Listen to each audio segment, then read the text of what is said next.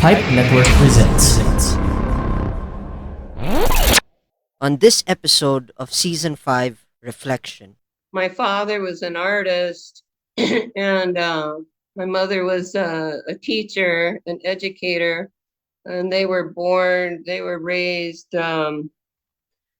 pretty traditional Texas families of the 1950s, and but they weren't typical Texas people. And my father was very involved in theater and social rights. He was actually the director of the boys club we lived right on the border of Mexico in El Paso, Texas. And I mean, we could see the Rio Grande River in Juarez, Mexico from our porch at night. We were just 3 miles away. And yeah, so it was interesting times, but we were the only non-Hispanic family in our neighborhood.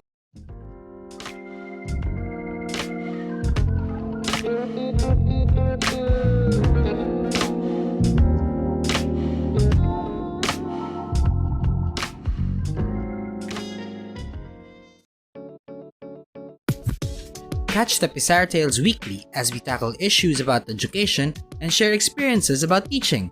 Hosted by James Australia, available on your favorite podcast platforms. Hey folks, welcome back to the Rajiv Show. And what an episode we have. We had a back-to-back recording, and this is the second recording after my first recording with Wade Simmons. You guys got to check out that conversation. It's an amazing conversation. And in this episode, we are going to talk about our guest named Jackey Jones, and I have no information about her. This is an impromptu conversation, and I feel it's going to be an exciting one. So, with that in mind, ladies and gentlemen, let me introduce my guest, Jackey Jones. Hey, Jackey, how are you doing? I'm doing well, thank you. Thanks for I having me. I hope I pronounced it right. I hope I didn't butcher anything on the name. No, most people like on social media know me as Jackey Neyman Jones, and you can't get Jones too wrong, but Neyman can be said a number of ways. So So I'm safe. I'm safe on the yes, names. you're just fine. You're just fine. Because sometimes people butcher my last name. My last name is very hard to pronounce. Dore Swami. So I just simplify it in three syllables. Dor, rice, and wami. So if you just combine those three Oh, elements, that's how you pronounce my name. okay. Yeah, well, my newest daughter-in-law is half Filipino, and I still can't say her maiden name. And when she married into the Jones family, she said she thought that was pretty cool because now everybody can say her last name. Yeah. That's awesome, awesome. So before we begin, I want to take us back to a time machine, time travel machine, and go back into the past. May I know who you are if you and I were classmates in high school? Oh, in high school, I was very involved in theater and art. And that would have been, the middle 1970s. So, Yeah. a lot of my male classmates, as they were graduating, there was a lot of fear about being drafted into the Vietnam War. Oh, And so I was a young hippie girl. it's all about peace. Wow. I don't know why I suddenly in the ear reminds me the hippie generation. Is that's the image that hit me. Yeah, yeah. Flowers. Yeah, flower children. Yeah, They were flower. called. Yeah, must have been a crazy time to be alive at that time. It was. Yeah, it really was. my father was an artist, and my mother was a teacher, an educator, and they were raised, pretty traditional Texas families of the 1950s, and but they weren't typical Texas people. And my father was very involved in theater and social rights. He was actually the director of the boys club we lived right on the border of Mexico Yeah. in El Paso, Texas. Yeah. And I mean, we could see the Rio Grande River in Juarez, Mexico from our porch at night. Wow. We Wow. were just 3 miles away. And yeah, so it was interesting times, but we were the only non-Hispanic family in our neighborhood. So everybody I went to school with, anybody that was my friends, was not only Hispanic, but they were traditional Catholic. And my family were Christian, but we were anything but traditional, anything. They were artists and creative people. And so the friends that I did have, uh, it seemed that they wanted to be friends with me just so they could get inside our house to see what was in our house, the kind of Really? art that my dad had hanging on his artwork. And we were more a curiosity than anything, I think, when I was growing up. But yeah, it translated pretty well into my adult life, because at that time, when I was in the summer between first and second grade, my dad was invited to be in a movie, and he was the lead role in that film. Yeah. And he, being an artist, he created all the sets and the props. He did all the props. And my mother was a pretty good seamstress, so she made the main costumes. And it turned out to be a pretty bad film. I mean,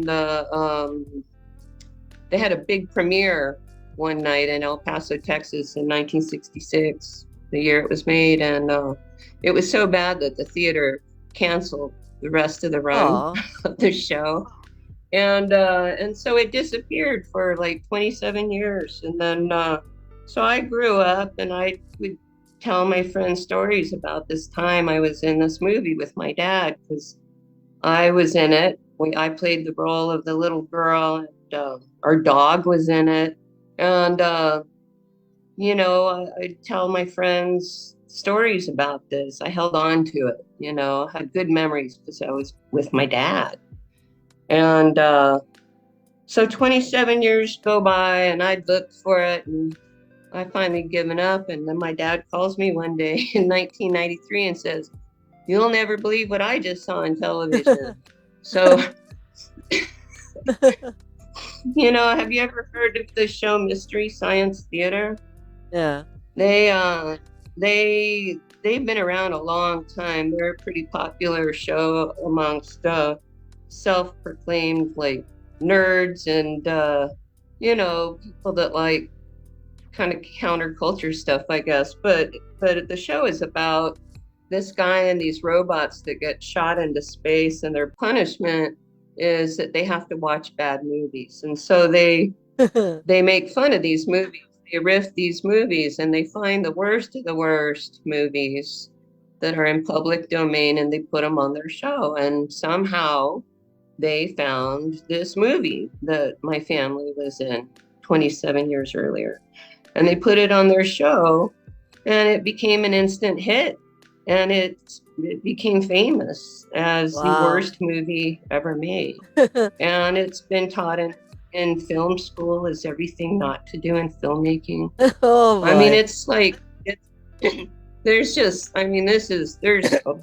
I wrote a book about it, and if you look it up, I'll just tell your audience the name, and they can look it up for themselves. I won't go into the whole story, but it's called Manos, Manos, Manos, The Hands of fate. So if they look that up, and Sounds they that's all they got to look up. sounds like a good topic also. S- Oh, it's a whole nother thing. But I think the story I would tell here is how, my dad, he was a very creative, expressive human. He had a dark side. He had a lot of depression, and then he remarried after my parents divorced, and the woman he married didn't. After a few years, she decided she didn't want me as part of their lives. It was hard. I mean, we lived within walking distance, but she wouldn't allow us to see each other. And then this film got famous, and for some weird reason, if it was related to this movie, Yeah. she would let us get together, you know. And I included him in a lot of things. In 2016, I wrote and produced with some other people a sequel and my to the movie, and my dad was part of that. Yeah. And he got to be a part of a lot of things, and we were able to have a relationship in Yeah. his later years because of this terrible movie. I mean, it's I don't know how else we would have had these opportunities and experiences, and he had as much fun as I have with it. Like when people say, "Well, how do you feel about, you were in this movie that people make fun of, and it's known to be so terrible?" And I say, "Well, for one thing, it wasn't my fault. It was just 6 years old. Yeah. but but my dad, it wasn't his fault either. He actually was a very good actor and won awards. It was just a really bad movie, but but the thing is, it did get done. It got finished. A lot of people try to make movies, and they don't get it done. And I think that's one of the things that people really love about it. It's as bad as it is. There's something really captivating, and they can't. They say it's like a train wreck. It's so bad you can't look away. But for me and my dad, it gave us some really amazing times together. Wow. That's interesting.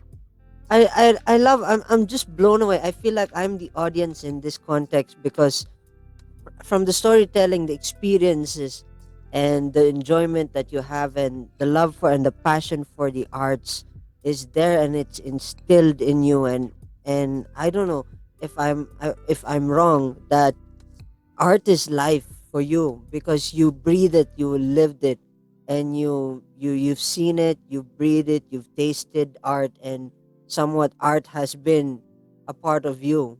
I don't know if I'm wrong.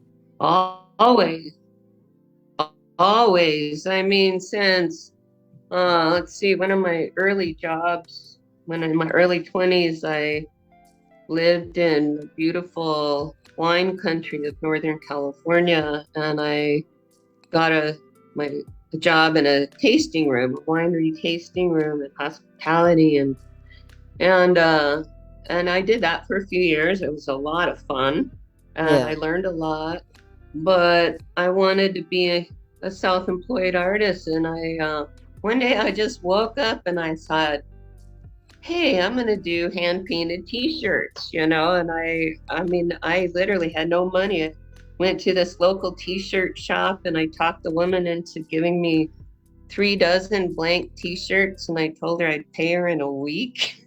Yeah. and uh and I got some paint, and I went home and I painted some designs that I thought the could sell out of the tasting rooms, Yeah. and I took him and I knew everybody because I lived in a tiny town. There were 50 wineries with Okay. a address of this town of 8,000 people. I mean, Yeah. 50 wineries.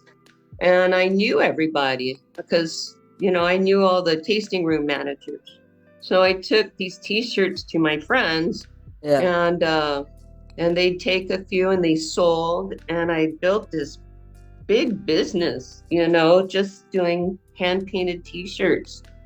And then one day this woman said, I love your designs. Do you do walls? Have you ever done like special wall treatments or murals? I said, no, but I can do it. And then I had a 30-year career doing high-end faux finish, doing murals and marbling and textures, plaster texture finishes. And I just turned 63, so I promised my children I wasn't going to climb scaffolding and high ladders anymore. So now, I have this beautiful studio, and I'm selling my art, and I'm working on a documentary right now. Yeah. I'm uh, I'm working on oh yeah, there's another show out. You can see the trailer for it on YouTube. I can send you the link for it. Sure, we'll But put the link on the show notes as well. yeah, I mean, I have a lot of different projects going. I have my art. I teach painting classes, both in person and online. I'm working on the documentary. I'm working on this web series that I star in. It's Nice. like I'm an artist, but I'm also easily distracted. So I get a whole lot of different things going at the same time. Somebody will Yeah. say, "Hey, have you thought of this?" And I said, "Don't give me any more ideas. I don't need any new ideas." I have the same problem. I think it's a curse of an artist sometimes. That uh, that is Right? one thing. That is one thing I hate. So every time my father calls me when he's in India and I'm here, he hates it when my laptop is on. Is because I'll be clicking away while he'll be doing his thing. It's it's Oh, just oh annoying no. because I can't sit down. It's Oh, well, I can understand the thing is that. for me personally is if you and I are having a conversation, having dinner, something interesting moving around in your background or saying normally everyone's reaction is they'll turn around. For me, what would make me lose focus is that that not just that but everything around. I'll focus on everything that's going on. That is like Yes. it's a curse. Sometimes it's a curse. It's a pain in the ass. You know, there are many times Yeah. when I'm confronted with people for certain reasons. Something happens. Something happens in the thing. I forgot what I'm talking about. That's that's why every time it's like a Oh, problem of mine. yes, I understand that too. My problem is that I'm always thinking of the next thing, and whatever's in my hand, I put it down, and then I put something on top of it, and Yeah. then I can't find it, and I don't understand how I lost my keys when I never left the small room. I mean, Artists. it's like I didn't even leave the room. Ugh.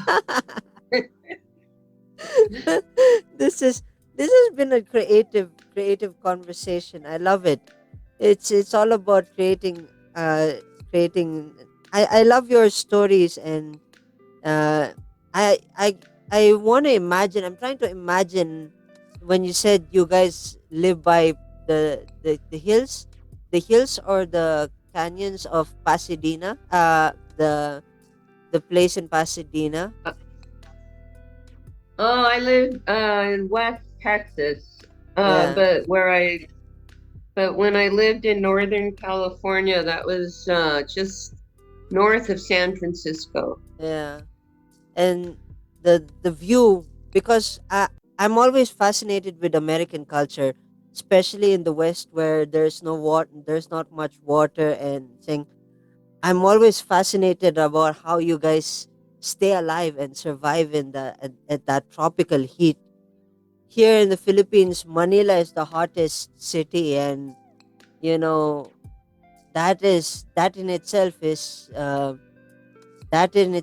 the thing that's the toughest people can't survive nowadays because it's either raining so heavily that it floods the street, or not, Mm-hmm. it's just hot as hell. You have to switch on the AC when you're in town. Yeah. Well, things are changing quickly here. I mean, I've seen places that, have reached record temperatures and people don't have air conditioning because they never needed it. And suddenly they do, and it's not there. Or, like places that don't rain this time of year that have gotten completely flooded in the last couple of weeks. It's just everything's changing Yeah, everywhere, all over the world. England, God, I heard that London reached record temperatures, and a yeah, lot of people, mostly elderly people, died because they didn't have air conditioning. yeah, Yeah, we all have to, I don't know. I don't know how we're going to prepare. yeah. I guess we have to live through it in order to get to it. I don't know where I Well, heard that. I hope we're learning. I hope we're learning uh, alternative ways of doing things. Oh yeah, I gotta ask though. This is a curious question. I gotta ask. W- During the 2020 lockdown, were you productive as much as I am, or you were alone and you were stuck in your own box? Because for me, I'll share my personal experience first. I was depressed because I was a fresh graduate and lockdown was very serious. You need to alcohol yourself every 25 seconds. I kid you not. You had to Yeah. alcohol every 25 seconds, mask, face shield, everything. And saying, I gotta ask, what were you doing during the lockdown? Were you also as creative, or you were in a creative block? Um, yeah, definitely it's creative. I mean, maybe harder for me to focus because, well, a couple of things. I had some health things last year. In October, I had some seizures, and I've never had seizures in my life, but it was like Oh, it was like my brain was a computer and shut down and had to reset. And yeah. so my memory, so many things were screwed up. So I went through, a lot of that, this depression and fatigue. But I had, like I said earlier, I had this beautiful studio space, and that saved me. And I was doing some online acting classes, Yeah. which would not have been available to me if not for COVID, because the school is several hundred miles away from me in in Canada. So I got these wonderful classes that I learned so much. And yeah, I did a lot of other things. I mean, I I made the most of it. I think it forced me to to look into things outside of my comfort zone, and I think I've grown quite a bit because of it. Powerful, powerful.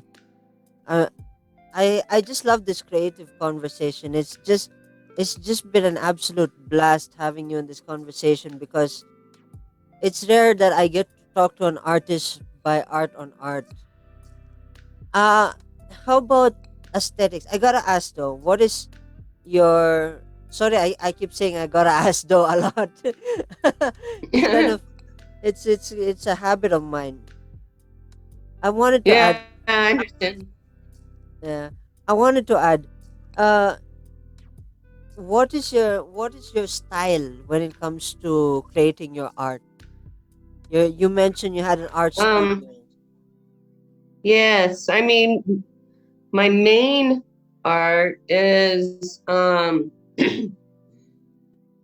I think I follow my father in this way, that I I like finding new life to old things. I hate to throw things away, so I find a way to turn them into art. And I live in a town in the forest of Western Oregon. I'm about an hour from the ocean, but I'm in the forest. And it's an old logging town of only 1,000 people. It's just a small little town. And so a lot of houses that are 100 years or older than 100 years old. And I would see people like remodeling their homes, and they'd be taking out these old windows or doors, and I'd see them leaning against their garage or getting ready to get burned up in a pile. And so I started collecting them. And then I cut the doors, the panels, into individual panels. So I can get like 5 pieces of art out of one door. And I enhance the character like of